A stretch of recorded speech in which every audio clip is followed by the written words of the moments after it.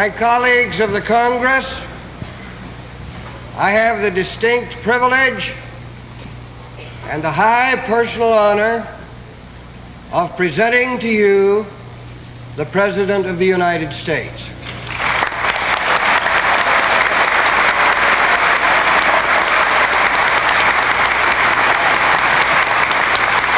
have to do it twice each time.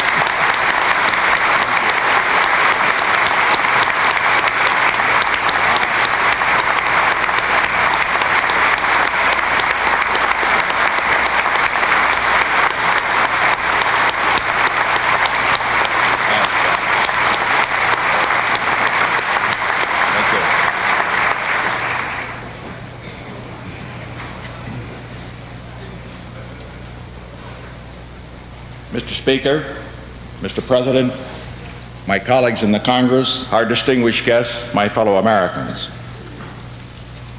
25 years ago, I sat here as a freshman congressman along with Speaker Albert and listened for the first time to the President address the State of the Union. I shall never forget that moment. The Senate, the diplomatic corps, the Supreme Court, the Cabinet entered the chamber, and then the President of the United States. As all of you are aware, I had some differences with President Truman. He had some with me. But I remember that on that day, the day he addressed that joint session of the newly elected Republican 80th Congress, he spoke not as a partisan, but as President of all the people, calling upon the Congress to put aside partisan considerations in the national interest.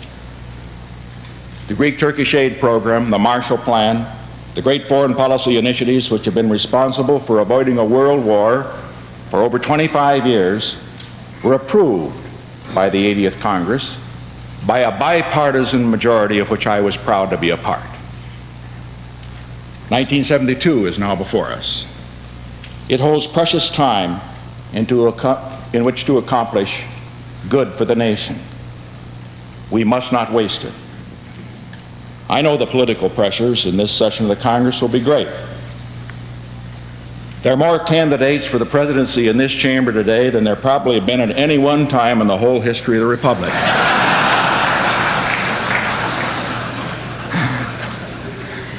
And there is an honest difference of opinion, not only between the parties, but within each party, on some foreign policy issues and on some domestic policy issues.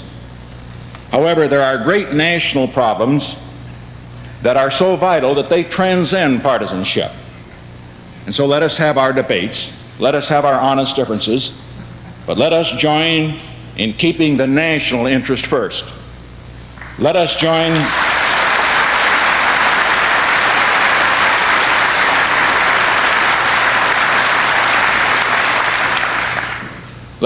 in making sure that legislation the nation needs does not become hostage to the political interests of any party or any person. There is ample precedent in this election year for me to present you with a huge list of new proposals, knowing full well that there wouldn't be any possibility of your passing them if you work night and day. I shall not do that. I presented to the leaders of the Congress today a message of 15,000 words discussing in some detail where the nation stands and setting forth specific legislative items on which I have asked the Congress to act. Much of this is legislation which I proposed in 1969 and 1970 and also in the first session of this 92nd Congress, and on which I feel it is essential that action be completed this year. I am not presenting proposals which have attractive label but no hope of passage. I am presenting only vital programs which are within the capacity of this Congress to enact, within the capacity of the budget to finance, and which I believe should be above partisanship. Programs which deal with urgent priorities for the nations, which should and must be the subject of bipartisan action by this Congress in the interest of the country in 1972. When I took the oath of office on the steps of this building just 3 years ago today, The nation was ending one of the most tortured decades in its history. The 1960s were a time of great progress in many areas, but as we all know, they were also times of great agony. The agonies of war, of inflation, of rapidly rising crime, of deteriorating cities, of hopes raised and disappointed, and of anger and frustration that led finally to violence and to the worst civil disorder in a century. I recall these troubles, not to point any fingers of blame. The nation was so torn in those final years of the 60s that many in both parties questioned whether America could be governed at all. The nation has made significant progress in these first years of the 70s. Our cities are no longer engulfed by civil disorders. Our colleges and universities have again become places of learning instead of battlegrounds. A beginning has been made in preserving and protecting our environment. The rate of increase in crime has been slowed, and here in the District of Columbia, the one city where the federal government has direct jurisdiction, serious crime in 1971 was actually reduced by 13% from the year before. Most important, because of the beginnings that have been made, we can say today that this year, 1972, can be the year in which America may make the greatest progress in 25 years toward achieving our goal of being at peace with all the nations of the world.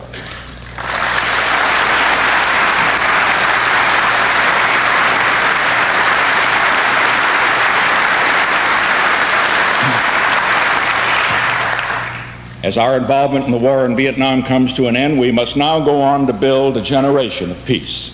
To achieve that goal, we must first face realistically the need to maintain our defense. In the past 3 years, we have reduced the burden of arms. For the first time in 20 years, spending on defense has been brought below spending on human resources. As we look to the future, we find encouraging progress in our negotiations with the Soviet Union on limitation of strategic arms. And looking further into the future, we hope there can eventually be agreement on the mutual reduction of arms. But until there is such a mutual agreement, we must maintain the strength necessary to deter war.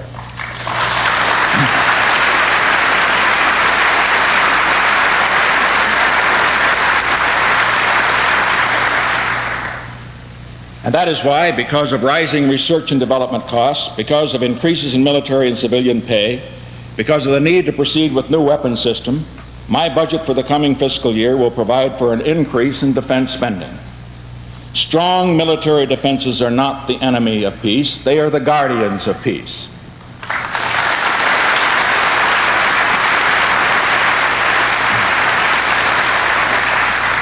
And there could be no more misguided set of priorities than one which would tempt others by weakening America and thereby endanger the peace of the world.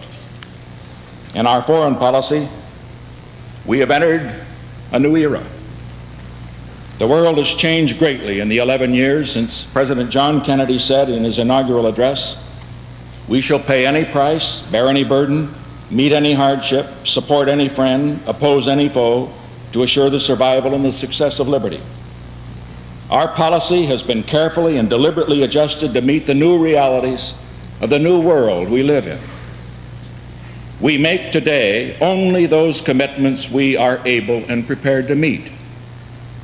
Our commitment to freedom remains strong and unshakable. But others must bear their share of the burden of defending freedom around the world.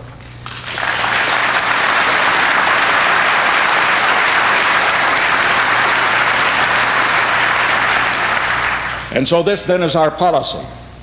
We will maintain a nuclear deterrent adequate to meet any threat to the security of the United States or of our allies. We will help other nations develop the capability of defending themselves. We will faithfully honor all of our treaty commitments. We will act to defend our interests whenever they are threatened any place in the world. But where our interests or our treaty commitments are not involved, our role will be limited. We will not intervene militarily, but we will use our influence to prevent war. If war comes, we will use our influence to stop it. And once it is over, we will do our share in helping to bind up the wounds of those who have participated in it. As you know, I will soon be visiting the People's Republic of China and the Soviet Union. I go there with no illusions. We have great differences with both powers. We shall continue to have great differences. But peace depends on the ability of great powers to live together on the same planet despite their differences.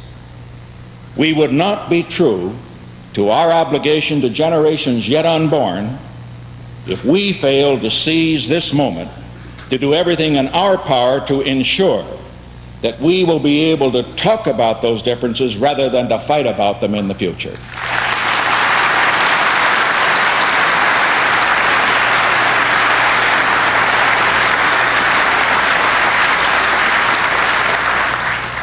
And as we look back over this century, let us in the highest spirit of bipartisanship recognize that we can be proud of our nation's record in foreign affairs. America has given more generously of itself toward maintaining freedom, preserving peace, alleviating human suffering around the globe than any nation has ever done in the history of man.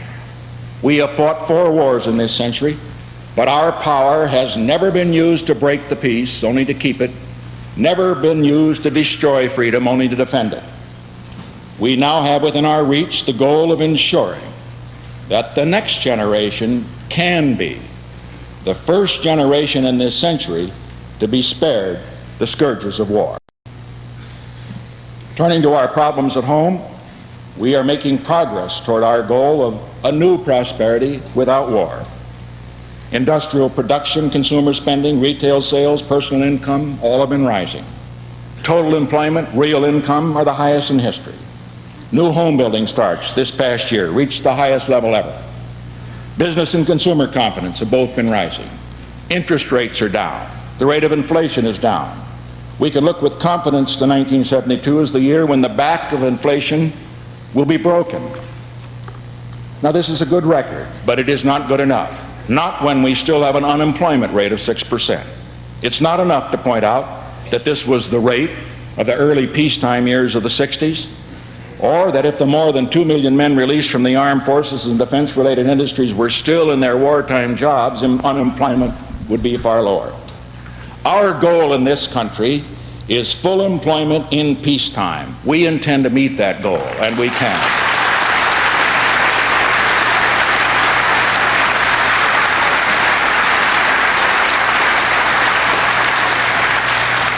The Congress has helped to meet that goal by passing our job-creating tax program last month. The historic monetary agreements that we've reached with the major European nations, Canada and Japan, will help meet it by providing new markets for American products, new jobs for American workers. Our budget will help meet it by being expansionary without being inflationary, a job-producing budget that will help take up the gap as the economy expands to full employment. Our program to raise farm income will help meet it by helping to revitalize rural America, by giving to America's farmers their fair share of America's increasing productivity. And we also will help meet our goal of full employment at peacetime with a set of major initiatives to stimulate more imaginative use of America's great capacity for technological advance and direct it toward improving the quality of life for every American. In reaching the moon, we demonstrated what miracles American technology is capable of achieving. And now the time has come to move more deliberately toward making full use of that technology here on Earth, of harnessing the wonders of science to the service of man. I shall soon send to the Congress a special message proposing a new program of federal partnership in technological research and development, with federal incentives to increase private research, federally supported research on projects designed to improve our everyday lives in ways that will range from improving mass transit to developing new systems of emergency health care that could save thousands of lives annually. Historically, our superior technology and high productivity have made it possible for American workers to be the highest paid in the world by far, and yet for our goods still to compete in world markets. Now we face a new situation. As other nations move rapidly forward in technology, The answer to the new competition is not to build a wall around America, but rather to remain competitive by improving our own technology still further and by increasing productivity in American industry. Our new monetary and trade agreements will make it possible for American goods to compete fairly in the world's markets, but they still must compete. The new technology programs will put to use the skills of many highly trained Americans, skills that might otherwise be wasted. I will also meet the growing technological challenge from abroad, and it will thus help to create new industries as well as creating more jobs for America's workers in producing for the world's markets. This second session of the 92nd Congress already has before it more than 90 major administration proposals which still await action. I have discussed these in the extensive written message that I have presented to the Congress today. They include, among others, our programs to improve life for the aging, to combat crime and drug abuse, to improve health service, to ensure that no one will be denied needed health care because of inability to pay, to protect workers' pensions rights, to promote equal opportunity for members of minorities and others who have been left behind, to expand consumer protection, to improve the environment, to revitalize rural America, to help the cities, to launch new initiatives in education, to improve transportation, and to put an end to costly labor tie-ups in transportation.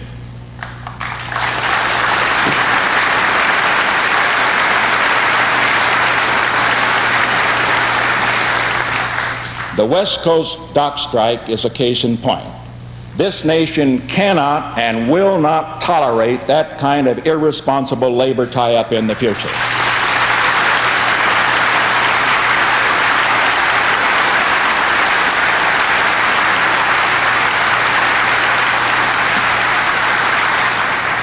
The messages also include basic reforms which are essential if our structure of government is to be adequate in the decades ahead.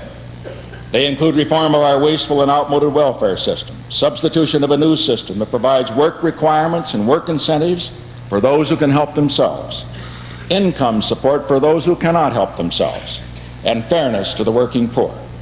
They include a $17 billion program of federal revenue sharing with the states and localities as an investment in their renewal, an investment also of faith in the American people. They also include a sweeping reorganization of the executive branch of the federal government so that it will be more efficient, more responsive, and able to meet the challenges of the decades ahead. 1 year ago, standing in this place, I laid before the opening session of this Congress 6 great goals. One of these was welfare reform. That proposal has been before the Congress now for nearly 2.5 years. My proposals on revenue sharing, government reorganization, health care, and the environment have now been before the Congress for nearly a year. Many of the other major proposals that I have referred to have been here that long or longer. Now, 1971, we can say, was a year of consideration of these measures. Now let us join in making 1972 a year of action on them. Action by the Congress for the nation and for the people of America.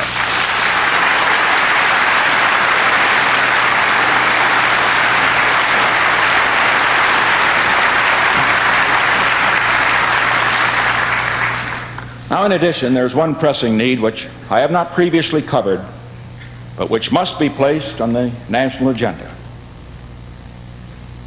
We long have looked in this nation to the local property tax as the main source of financing for public primary and secondary education. As a result, soaring school costs, soaring property tax rates now threaten both our communities and our schools. They threaten communities because property taxes, which more than doubled in the 10 years from 1960 to 70, have become one of the most oppressive and discriminatory of all taxes, hitting most cruelly at the elderly and the retired. And they threaten schools as hard-pressed voters understandably reject new bond issues at the polls. The problem has been given even greater urgency by 4 recent court decisions, which have held that the conventional method of financing schools through local property taxes is discriminatory and unconstitutional. Nearly 2 years ago, I named a special presidential commission to study the problems of school finance, and I also directed the federal departments to look into the same problems. We are developing comprehensive proposals to meet these problems. This issue involves two complex and interrelated set of problems: support of the schools and the basic relationships of federal, state, and local government in any tax reforms. Under the leadership of the Secretary of the Treasury, we are carefully reviewing all of the tax aspects. And I have this week enlisted the Advisory Committee on Intergovernmental Relations in addressing the intergovernmental relations aspects. I have asked this bipartisan commission to review our proposal for federal action to cope with the gathering crisis of school finance and property taxes. Later in the year, when both commissions have completed their studies, I shall make my final recommendations for relieving the burden of property taxes and providing both fair and adequate financing for our children's education.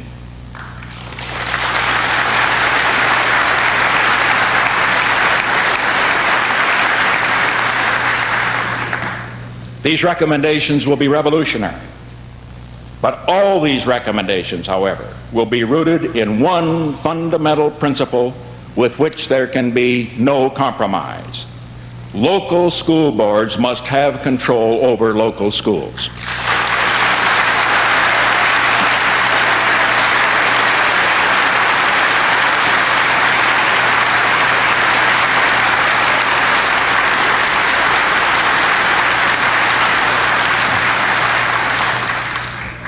As we look ahead over the coming decades, vast new growth and change are not only certainties,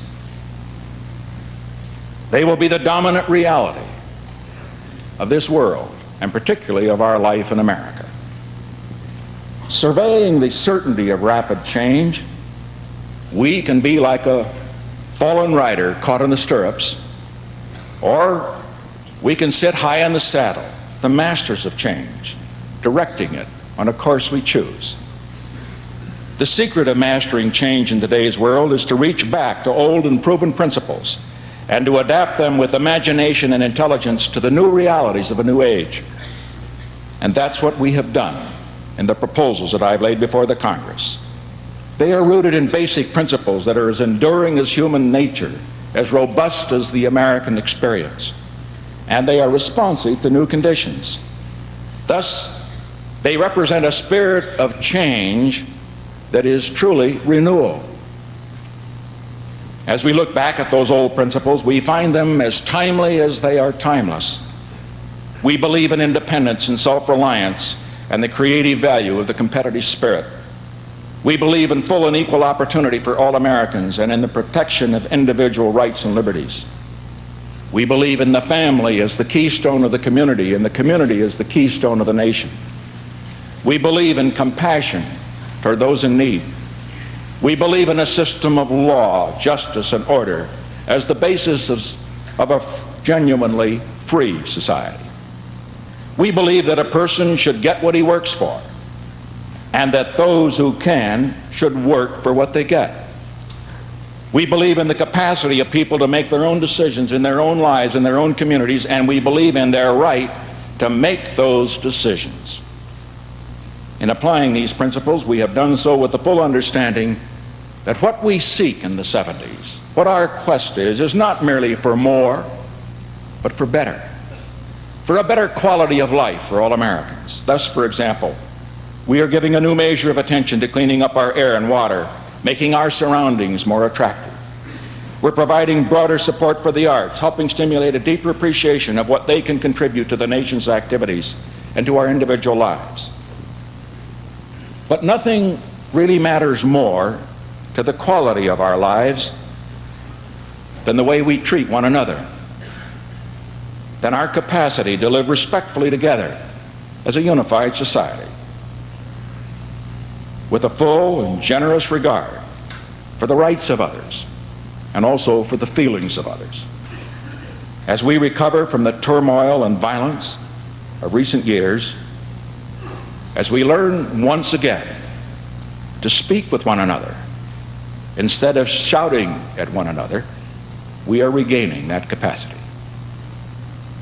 As is customary here on this occasion, I've been talking about programs. Programs are important. But even more important than programs is what we are as a nation, what we mean as a nation to ourselves and to the world. In New York Harbor stands one of the most famous statues in the world, the Statue of Liberty, the gift in 1886 of the people of France to the people of the United States. This statue is more than a landmark. It is a symbol of what America has meant to the world. It reminds us that what America has meant is not its wealth and not its power, but its spirit and purpose. A land that enshrines liberty and opportunity, and that has held out a hand of welcome to millions in search of a better and a fuller and, above all, a freer life. The world's hopes poured into America along with its people. And those hopes, those dreams that have been brought here from every corner of the world have become a part of the hope that we now hold out to the world. 4 years from now, America will celebrate the 200th anniversary of its founding as a nation. And there are those who say that the old spirit of '76 is dead, that we no longer have the strength of character, the idealism, the faith in our founding purposes that spirit represents. Those who say this do not know America. We have been undergoing self-doubts and self-criticism. But these are only the other side of our growing sensitivity to the persistence of want in the midst of plenty, of our impatience with the slowness with which age-old ills are being overcome. If we were indifferent to the shortcomings of our society, or complacent about our institutions, or blind to the lingering inequities, then we would have lost our way. But the fact that we have those concerns is evidence that our ideals, deep down, are still strong. Indeed, they remind us that what is really best about America is its compassion. They remind us that in the final analysis, America is great, not because it is strong, not because it is rich, but because this is a good country.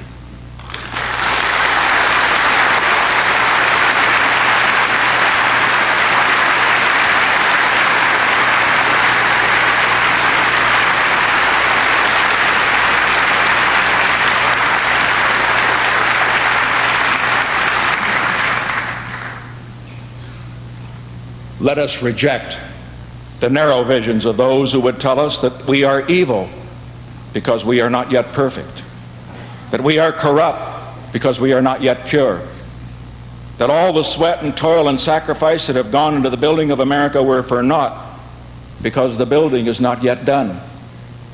Let us see that the path we are traveling is wide, with room in it for all of us, and that its direction is toward a better nation and a more peaceful world. And never has it mattered more than we go forward together. Look at this chamber. The leadership of America is here today.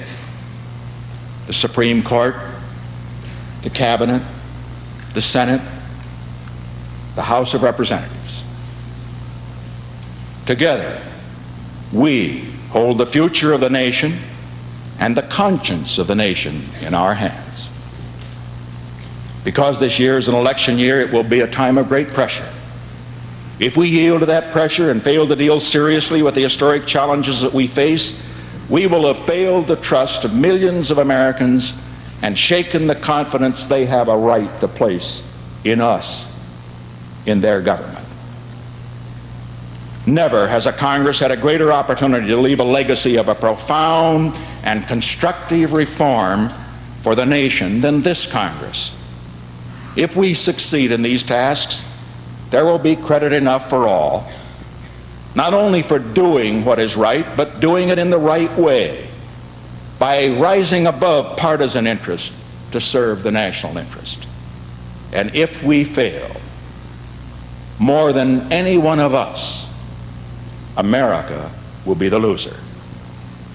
And that is why my call upon the Congress today is for a high statesmanship, so that in the years to come, Americans will look back and say, because it withstood the intense pressures of a political year and achieved such great good for the American people and for the future of this nation, this was truly a great Congress.